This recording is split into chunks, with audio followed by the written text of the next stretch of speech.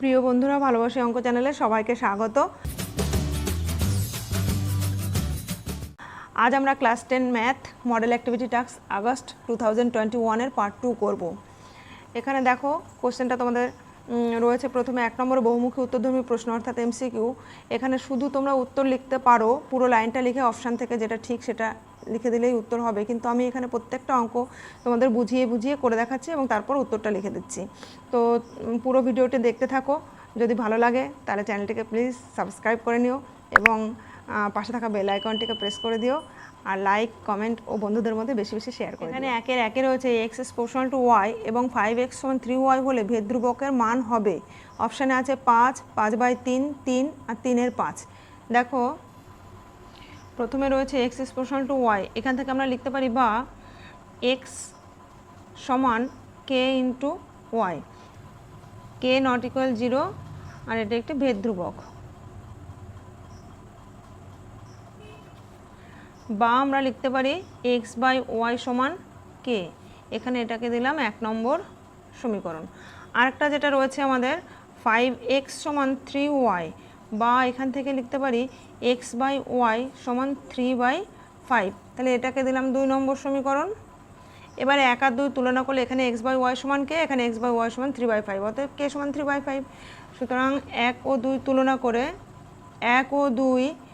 তুলনা করে পাই কে সমান 3/5, তাহলে কেটাকে আমরা ভেদ ধ্রুবক ধরেছিলাম, অতএব ভেদ ধ্রুবকের মান হবে 3/5। তাহলে উত্তরটা পুরো লাইনে এইভাবে লিখবে। সুতরাং ভেদ ধ্রুবকের মান হবে ডি 3/5। 2-এর অঙ্কটা দেখো, অমল 5,000 টাকা 9 মাসের জন্য এবং ফতিমা 6,000 টাকা 5 মাসের জন্য একটি ব্যবসায় নিয়োজিত করে। লভ্যাংশ তাদের মধ্যে বণ্টিত হবে যে অনুপাতে, তা হলো। তো আমরা জানি মূলধন যে অনুপাতে দেয় সেই অনুপাতে লভ্যাংশ বন্টন করা হয়, অর্থাৎ অমল ও ফতিমার মূলধনের অনুপাত আমরা প্রথমে বের করব। তাহলে অমল ও ফতিমার মূলধনের অনুপাত সমান হচ্ছে, অমল 5,000 টাকা 9 মাসের জন্য দেয়, তাহলে 5,000 × 9, আর ফতিমা 6,000 টাকা 5 মাসের জন্য দেয়, তাহলে 6,000 × 5। এবার এদের মধ্যে আমরা কাটাকাটি করব। তাহলে দেখো এখানে 0 0 0 0, এই 0 0 কেটে গেল। এখানে 3 দিয়ে কাটলে 3 3 9, 3 2 6, আর এখানে 5 আর 5, তাহলে থাকলো 3:2, 3:2। তাহলে মূলধনের অনুপাতেই ওরা লভ্যাংশ বন্টন করে নেবে, অর্থাৎ লভ্যাংশ বন্টিত হবে 3:2 অনুপাতে। সুতরাং লভ্যাংশ বন্টিত হবে এ, উত্তরটা হবে এ অপশানে দেখো 3:2 অনুপাতে। এরপরে 3 নম্বর প্রশ্ন দেখো, ও কেন্দ্রীয় বৃত্তের বহিস্থ পি বিন্দু থেকে অঙ্কিত স্পর্শক বৃত্তকে কিউ বিন্দুতে স্পর্শ করে। ও কিউ সমান 9 সেন্টিমিটার, পিও সমান 15 সেন্টিমিটার হলে পি কিউ এর দৈর্ঘ্য কত হবে? তো এটা যদি ও কেন্দ্রীয় বৃত্ত হয়, বলেছে ও কেন্দ্রীয় বৃত্তের বহিস্থ বিন্দু পি থেকে, এখানে একটা বহিস্থ বিন্দু মনে করি পি থেকে অঙ্কিত স্পর্শক, তাহলে এখান থেকে যদি আমরা স্পর্শক অঙ্কন করি তো বৃত্তকে কিউ বিন্দুতে স্পর্শ করে, এখানে কিউ বিন্দুতে স্পর্শ করে। এবার আমাদের বের করতে হবে, দেওয়া আছে ও কিউ সমান 9 সেন্টিমিটার, তাহলে ও কিউ হচ্ছে 9 সেন্টিমিটার, ও কিউ সমান 9 সেন্টিমিটার দেওয়া আছে, আর পি ও সমান 15 সেন্টিমিটার দেওয়া আছে, তাহলে পি ও সমান 15 সেন্টিমিটার, এইটুকু আমাদের দেওয়া আছে। বের করতে হবে পি কিউ এর দৈর্ঘ্য। এখন পি আমরা জানি স্পর্শকের স্পর্শবিন্দুগামী ব্যাসার্ধ হচ্ছে ওই স্পর্শকের উপর লম্ব, অর্থাৎ এই কোণটা হচ্ছে 90 ডিগ্রি। তাহলে পি ও কিউ এটা একটি সমকোণী ত্রিভুজ, তাহলে সমকোণের বিপরীত বাহু এটা হচ্ছে ওপি অতিভুজের দৈর্ঘ্য, অর্থাৎ ত্রিভুজ পি ও কিউ এর ক্ষেত্রে, সুতরাং ত্রিভুজ পি ও কিউ এর ক্ষেত্রে আমরা লিখতে পারি অতিভুজের স্কোয়ার সমান লম্ব স্কোয়ার প্লাস ভূমি স্কোয়ার, কিংবা লিখতে পারি ভূমি স্কোয়ার প্লাস লম্ব স্কোয়ার সমান অতিভুজের স্কোয়ার, অর্থাৎ O Q square plus P Q square সমান হচ্ছে ও পি স্কোয়ার। বা আমরা লিখতে পারি ও কিউ মানে 9 square plus P Q square সমান ওপি মানে 15 স্কোয়ার, বা আমরা লিখতে পারি পি কিউ স্কোয়ার সমান 15 স্কোয়ার মাইনাস 9 স্কোয়ার, বা পি কিউ সমান √15 স্কোয়ার মাইনাস 9 স্কোয়ার। দেখো অপশানে আমাদের রয়েছে বিতে √15 স্কোয়ার মাইনাস 9 স্কোয়ার সেন্টিমিটার, তাহলে পি কিউ এর দৈর্ঘ্য হবে অপশান বি। তাহলে উত্তর লিখবে, সুতরাং পি কিউ এর দৈর্ঘ্য অপশান বিতে রয়েছে √15 স্কোয়ার মাইনাস 9 স্কোয়ার সেমি। এবার দেখো 4 নম্বরে দুটি নিরেট গোলকের বক্রতলের ক্ষেত্রফলের অনুপাত 25:16 হলে তাদের আয়তনের অনুপাত হবে, অপশানগুলো দেওয়া আছে 5:4, 64:125, 4:5, 125:64। তাহলে ধরি দুটি নিরেট গোলকের ব্যাসার্ধ যথাক্রমে R1 একক এবং R2 একক। আমাদের দেওয়া আছে বক্রতলের ক্ষেত্রফলের অনুপাত, তো বক্রতলের ক্ষেত্রফলের সূত্র আমরা জানি 4πr², তাহলে 4πr1 square divided by 4πr2 অনুপাত আমাদের দেওয়া আছে 25/16। দেখো এখানে 4 কেটে গেল, পাই কেটে গেল, তাহলে রইল R1/R2 তার হোল স্কোয়ার সমান হচ্ছে, এটাকে আমরা লিখতে পারি 5/4 তার হোল স্কোয়ার, অর্থাৎ R1/R2 সমান হচ্ছে 5/4। তাহলে আয়তনের অনুপাত হবে, সুতরাং আয়তনের সূত্র হলো 4/3 পাই r3। তাহলে এখানে 4/3 পাই r1³ divided by 4/3 pi r2³ সমান, এখানে 4/3 কেটে গেল, পাই কেটে গেল, R1/R2 তার হোল কিউব সমান আমরা লিখতে পাচ্ছি R1/R2 অনুপাত আমাদের বেরিয়েছে 5/4, এখানে তাহলে 5/4 তার হোল কিউব সমান হচ্ছে 5×5 = 25, 5×25 = 125, বাই 4×4 = 16, 4×16 = 64, অর্থাৎ 125:64। এটা হচ্ছে আয়তনের অনুপাত। তাহলে উত্তর হবে দেখো অপশান ডি 125:64। উত্তর লিখবে আয়তনের অনুপাত ডি 125:64। দেখো 2-এ আছে সত্য অথবা মিথ্যা লেখো।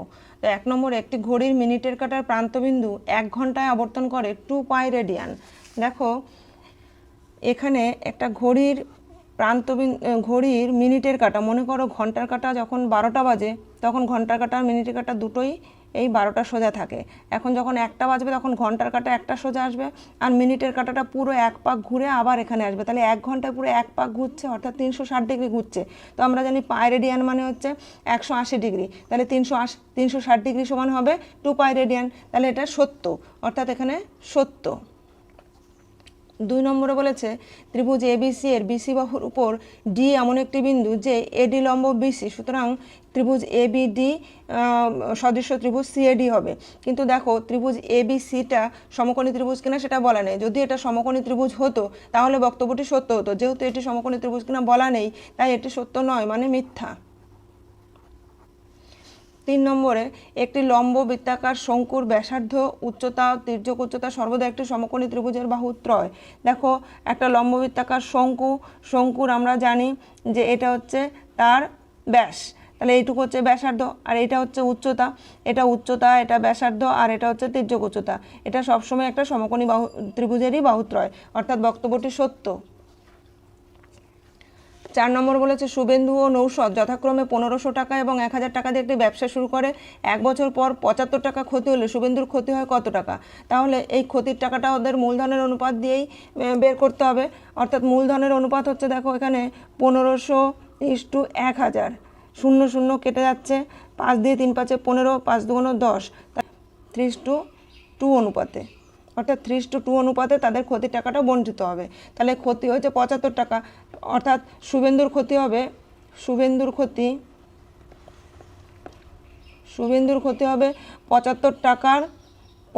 টাকার 3/5 অংশ। 5 দিয়ে 5 15 75 সমান হচ্ছে তাহলে 3 15 45 টাকা, কিন্তু আমাদের দেওয়া আছে এখানে 30 টাকা, অর্থাৎ বক্তব্যটি মিথ্যা। এরপরে 3 নম্বর প্রশ্নে সংক্ষিপ্ত উত্তরধর্মী প্রশ্ন। একটি বৃত্তে 5.5 সেমি দৈর্ঘ্যের বৃত্তচাপ বৃত্তের কেন্দ্রে π/16 পরিমাপের কোণ উৎপন্ন করলে বৃত্তের ব্যাসার্ধের দৈর্ঘ্য নির্ণয় করি। তাহলে মনে করি ব্যাসার্ধের দৈর্ঘ্য 3/1, মনে করি বৃত্তটির ব্যাসার্ধ সমান আর। আমরা জানি বৃত্তের ব্যাসার্ধের সমান চাপ, ব্যাসার্ধ যদি আর হয়, এটা যদি আর দৈর্ঘ্যের চাপ হয় তাহলে কেন্দ্রে 1 রেডিয়ান কোণ উৎপন্ন করে, 1 রেডিয়ান কোণ উৎপন্ন করে। তাহলে এক্ষেত্রে আমাদের দেওয়া আছে 5.5 সেমি দৈর্ঘ্যের চাপ বৃত্তের কেন্দ্রে π/16 রেডিয়ান কোণ উৎপন্ন করেছে। সেক্ষেত্রে আমরা লিখতে পারি আর দৈর্ঘ্যের চাপ, আর সেমি দৈর্ঘ্যের চাপ বাই হচ্ছে 5.5 সেমি দৈর্ঘ্যের চাপ এদের অনুপাত এদের দ্বারা উৎপন্ন কোণের অনুপাতের সমান হবে। তাহলে 1 রেডিয়ান বাই হচ্ছে π/16 রেডিয়ান, যেটা দেওয়া আছে আমাদের। তাহলে আমরা বা লিখতে পারি আর বাই 5.5 সমান হচ্ছে এটা 1 × 16/π, বা আর সমান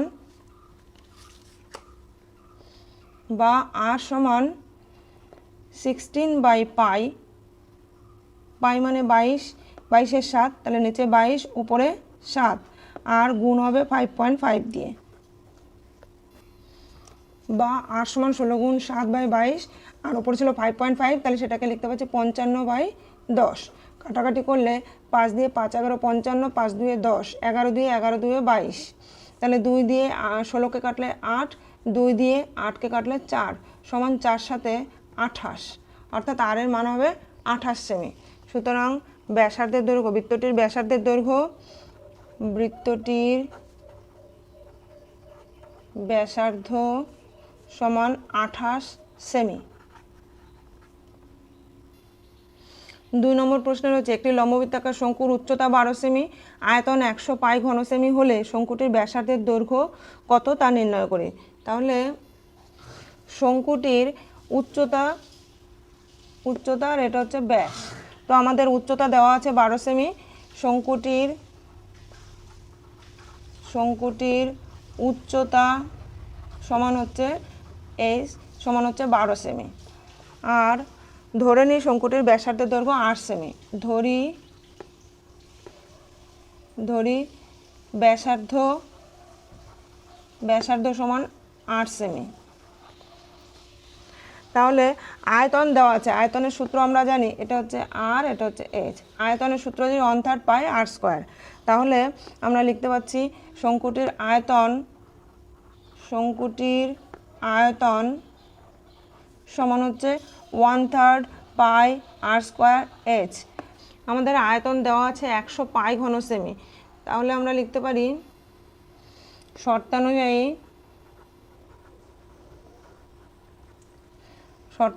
1/3 পাই r² h সমান হচ্ছে দেওয়া আছে আমাদের 100 পাই।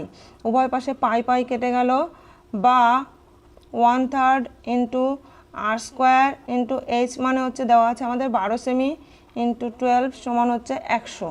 তাহলে 3 দিয়ে 3 4 12, বা r² সমান হচ্ছে 100/4, 4 দিয়ে 4 25 100, বা r² সমান হচ্ছে 25, বা r সমান হবে 5। অতএব শঙ্কুটির ব্যাসার্ধ সমান 5 সেমি। পরের অঙ্কে রয়েছে x = yz এবং y = zx হলে দেখাও যে z একটি অশূন্য ধ্রুবক। তাহলে 3 নম্বরে আছে, প্রথম আছে x = yz, বা আমরা লিখতে পারি x সমান k1 yz, যেখানে k1 হচ্ছে একটি অশূন্য ভেদ ধ্রুবক, k1 হলো অশূন্য ভেদ ধ্রুবক। এটাকে 1 নম্বর সমীকরণ দিলাম। ঠিক একইভাবে আর একটা আমাদের রয়েছে y = zx, বা আমরা লিখতে পারি y সমান k2 zx, এটাকে হচ্ছে 2 নম্বর সমীকরণ দিলাম। এখানে k2 হলো অশূন্য ভেদ ধ্রুবক, k2 ≠ 0 ভেদ ধ্রুবক।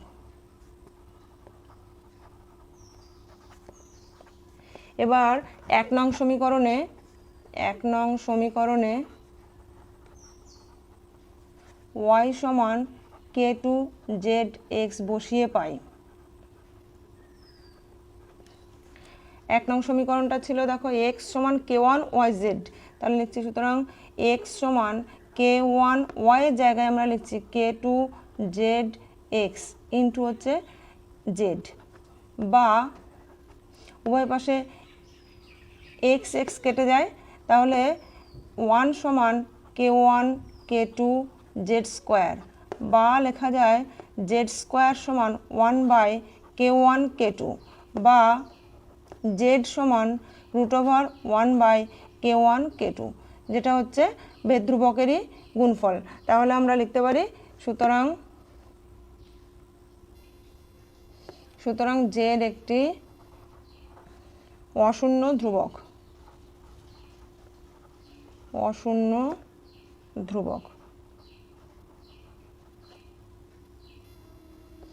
4 নম্বর প্রশ্ন আছে, যুক্তি দিয়ে প্রমাণ করো যে কোনো সমকোণী ত্রিভুজের অতিভুজের উপর অঙ্কিত বর্গক্ষেত্রের ক্ষেত্রফল অপর দুই বাহুর উপর অঙ্কিত বর্গক্ষেত্রের ক্ষেত্রফলের সমষ্টির সমান। তাহলে প্রশ্ন অনুসারে প্রথমে আমরা যে কোনো মাপের একটি সমকোণী ত্রিভুজ এঁকে নিলাম। এবার বলেছে এই সমকোণী ত্রিভুজের নাম দিলাম এ বি সি, যার এ কোণটা হচ্ছে সমকোণ। তাহলে যেটা প্রশ্নে দেওয়া থাকে সেই অনুসারে আমরা ছবিটা আঁকবো, সেটাকেই প্রদত্ততে লিখব। প্রদত্ত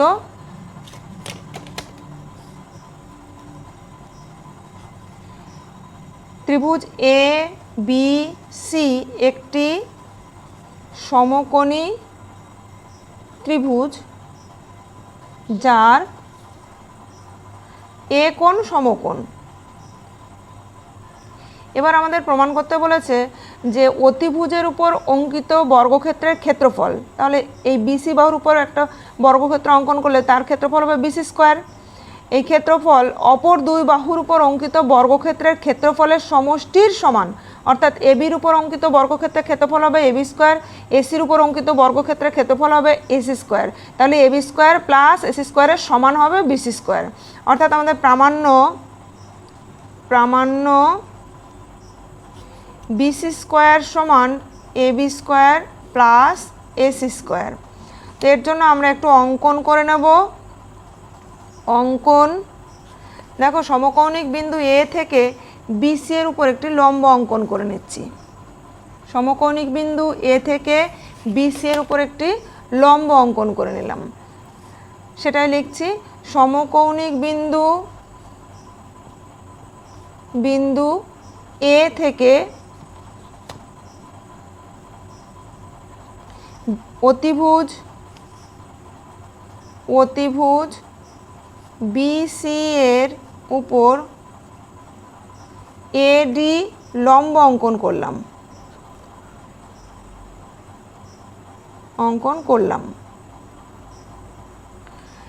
এবার প্রমাণ। তাহলে প্রমাণে দেখো সমকোণী ত্রিভুজ এ বি সি এর অতিভুজ বিসি এর উপর এডি লম্ব। তো আমরা বইতে 48 নম্বর উপপাদ্যে পড়েছি, কোনো সমকোণী ত্রিভুজের সমকৌণিক বিন্দু থেকে অতিভুজের উপর লম্ব অঙ্কন করলে উৎপন্ন ত্রিভুজ দুটি পরস্পর সদৃশ্য হয় এবং প্রত্যেকটা ছোট ত্রিভুজই বড় মূল ত্রিভুজের সঙ্গে সদৃশ্য হয়। তাহলে এখানে আমরা লিখতে পারি সুতরাং ত্রিভুজ এ বি ডি ও ত্রিভুজ এ বি সি সদৃশ্য। অতএব আর দুটো ত্রিভুজ সদৃশ্য হলে তাদের অনুরূপ বাহুগুলোর অনুপাত সমান হয়। তাহলে এক্ষেত্রে আমরা লিখতে পারি এ বি বাই বিসি সমান হচ্ছে বিডি বাই এ বি, বা এ বি গুণ করলে কোনাকুনি গুণ করলে এ বি স্কোয়ার সমান বিসি ইন্টু বিডি।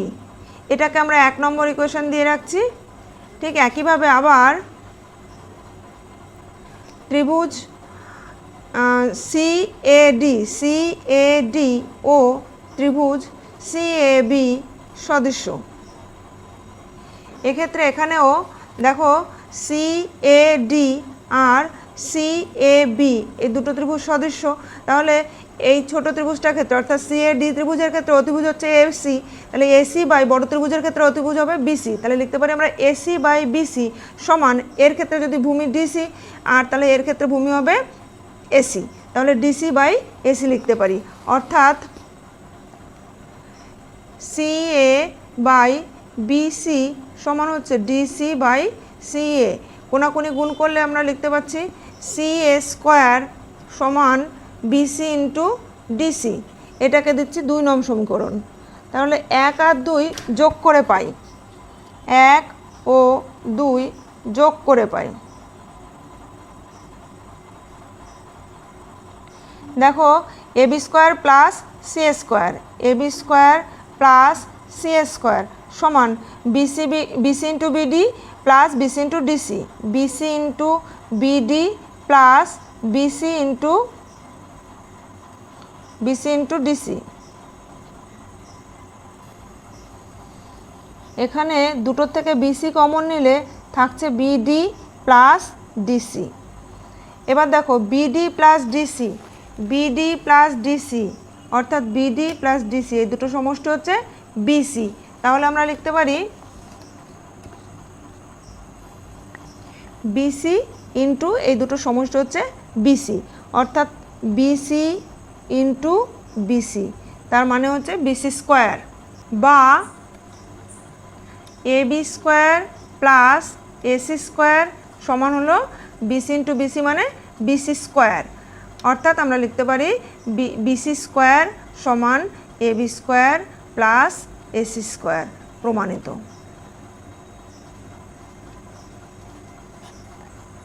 আজকের মডেল অ্যাক্টিভিটি টাস্ক এখানেই শেষ হলো। এর পরবর্তী মডেল অ্যাক্টিভিটি টাস্কের আপডেটগুলো পাওয়ার জন্য আমার চ্যানেলে ভিডিওগুলি দেখতে থেকো।